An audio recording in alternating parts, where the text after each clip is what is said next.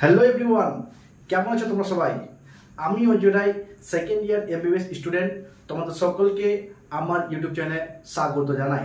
তো ফ্রেন্ডস, তোমরা যেমনি জানো যে আমার এই ইউটিউব চ্যানেলে মেনলি আমি পশ্চিমবঙ্গের প্রাইভেট মেডিকেল কলেজের স্টেট কোটা এবং ম্যানেজমেন্ট কোটা নিয়ে আলোচনা করে থাকি।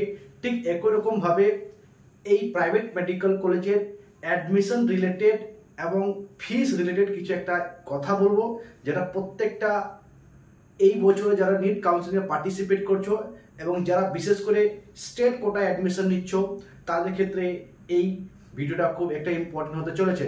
বিশেষ করে যারা প্রাইভেট মেডিকেল কলেজে স্টেট কোটায় অ্যাডমিশন নেবে তাদের জন্য এই ভিডিওটা খুবই গুরুত্বপূর্ণ, এবং যারা ফিস ম্যানেজ করতে পারছে না তাদের জন্য এটা কিন্তু একটা খুব গুরুত্বপূর্ণ হতে চলেছে। তো বন্ধুরা, যেটা কথা বলবো যে তোমরা জানো যে আমাদের পশ্চিমবঙ্গে বলতে পারো এখন বর্তমানে টোটাল 12টা মেডিকেল কলেজ আছে, এবং কিছু কিছু মেডিকেল কলেজ মেবি এবার থার্ড তোমাকে এই কাউন্সিলিংয়ে তোমাকে অ্যাড হতে পারে। তার মধ্যে আমি যেটা হিট লিস্টে যেটা শুনতে পাচ্ছি, মেবি তোমাকে পিকেজি মেডিকেল কলেজ, রানাঘাট যেটা মন্দারমণি মেডিকেল কলেজ রয়েছে, এবং তোমাকে রানীগঞ্জ মেডিকেল কলেজ, এই 3টা মেডিকেল কলেজ মেবি এই বছর কিন্তু কাউন্সিলিংয়ে আসতে পারে। কিন্তু আমরা ততক্ষণ পর্যন্ত কনফার্ম হবো না যতক্ষণ পর্যন্ত কাউন্সিলিংয়ে যদি নাম লিস্টে না আসে ততক্ষণ পর্যন্ত কিন্তু কনফার্ম হতে পারবো না। তো এনিওয়ে যেটা বলতে চাইছিলাম যে তোমরা জানো যে আমাদের পশ্চিমবঙ্গে টোটাল 12টা মেডিকেল কলেজ আছে, এবং 12টা মেডিকেল কলেজের মধ্যে 3টে মেডিকেল কলেজের যেটা ফিস স্ট্রাকচার, যেটা সেমিস্টার ফিস আছে প্রায় অনেক বেশি।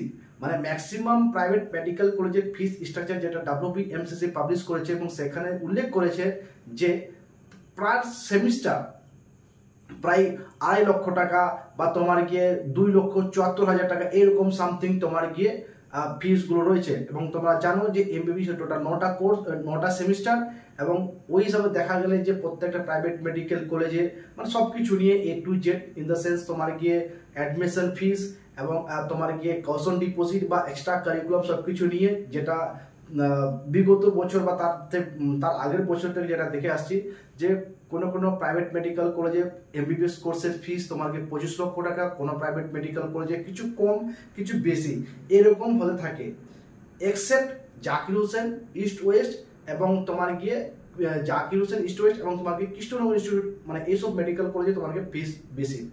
তো একটা আমি যেটা জিনিস বলতে চাইছি যে অনেক স্টুডেন্ট যারা আছে, যাদের মেরিট আছে, মানে নিট এক্সাম দিয়েছে, ভালো ফল হয়েছে, মার্কস আছে, কিন্তু তোমাকে তারা অ্যাডমিশন নিতে পারছে না। কি কারণে? তাদের কাছে তোমাকে খুব একটা মানি নেই, ঠিক আছে, পয়সার অভাবে তারা কিন্তু অ্যাডমিশন নিতে পারছে না। তো তোমাদেরকে বলে রাখি, তোমরা কিন্তু কিছু যদি একটু জোগাড় লাগাও সেখানে তোমরা কিন্তু এখানে অ্যাডমিশন নিতে পারবে। কিরকম ভাবে? দেখো, যেসব স্টুডেন্টরা মানে মাইনরিটি রয়েছে, সে তোমার গিয়ে মুসলিম হতে পারে, বা তোমার গিয়ে খ্রিস্টান হতে পারে, বা তোমার গিয়ে অন্যান্য যারা বৌদ্ধ হতে পারে বা শিখ হতে পারে, ওকে, যারা আমাদের পশ্চিমবঙ্গের বাসিন্দা রয়েছে তাদের ক্ষেত্রেই বলছি যে স্টেট কোটায় ফিস তোমাকে 25 লক্ষ টাকা, এবং মাইনরিটি তোমার গিয়ে যেটা লোন পাওয়া যায় সেটা হচ্ছে তোমার গিয়ে প্রায় 15 লক্ষর বেশি তোমরা পেয়ে যাবে, বা 15 থেকে 17 লক্ষর কাছাকাছি পেয়ে যাবে।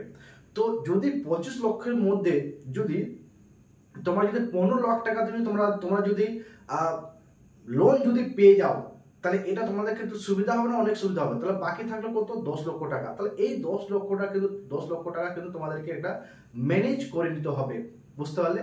এবং এটা যদি ম্যানেজ করে নিতে পারো না, তাহলে তোমাদের যে অনেকে ড্রপ দিয়েছে, বা কেউ রানিং ইয়ারে পড়ছে, বা যারা তোমার গিয়ে অ্যাডমিশন নিতে হবে এরকম একটা ব্যাপার আছে, বা যারা তোমার গিয়ে মানির জন্য অ্যাফোর্ড করতে পারছো না, তো তাদের ক্ষেত্রে এটা কিন্তু একটা ভালো সুযোগ সুবিধাটা আছে। এবং যারা তোমার গিয়ে যারা মেজরিটি যারা আছো, ওকে, যারা ওকে, তো তাদের ক্ষেত্রে কিন্তু স্টুডেন্ট ক্রেডিট কার্ড বলে একটা তোমার গিয়ে স্কিম আছে, যেখান থেকে তোমরা কিন্তু প্রায় 10 লক্ষ টাকা তোমরা গিয়ে লোন পেতে পারো, যেটা গভর্নমেন্ট অফ ওয়েস্ট বেঙ্গল এটা দিয়ে থাকে, এবং সেন্ট্রাল গভর্নমেন্টও দিয়ে থাকে, ওকে। তো এই জিনিসটা এটা তোমাদের ক্ষেত্রে আমি তোমাদেরকে বলতে চাইছিলাম, এবং এটা মানে এটা তোমাকে কলেজে অ্যাডমিশন হওয়ার আগে তোমাদের ক্ষেত্রে সেটা কিন্তু বলে নিতে হবে, বা তোমরা সেরকমভাবে কথা বলে নেবে কলেজের সাথে যে তোমাকে মানে যে অ্যাডমিশনের পর বা এমবিবিএস পড়ার জন্য এটা তোমাকে অ্যাপ্লিকেবল হবে কিনা। ওকে, তো যেহেতু আমি এমবিবিএস অলরেডি করছি এবং আমাদের বন্ধুগুলো কয়েকজন মিলে সেই কিন্তু যে বলছি স্টুডেন্ট ক্রেডিট কার্ড বা তোমার কি মাইনরিটি লোন এইসব জিনিসটা তোমার কি অ্যাপ্লাই করেছে এবং সেটার ক্ষেত্রে কিন্তু তাদের ক্ষেত্রে প্রযোজ্য হয়েছে। তো সেই জায়গার ক্ষেত্রে তোমরা কিন্তু এই জিনিসটা তোমরা একটু যাচাই করে নেবে। ওকে, তো বন্ধুরা আর বেশি কিছু বলবো না।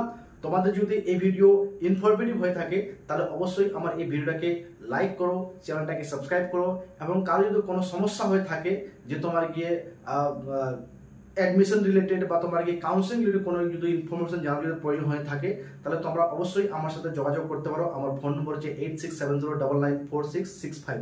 ওকে, so thank you very much. This is Ajay Roy signing of.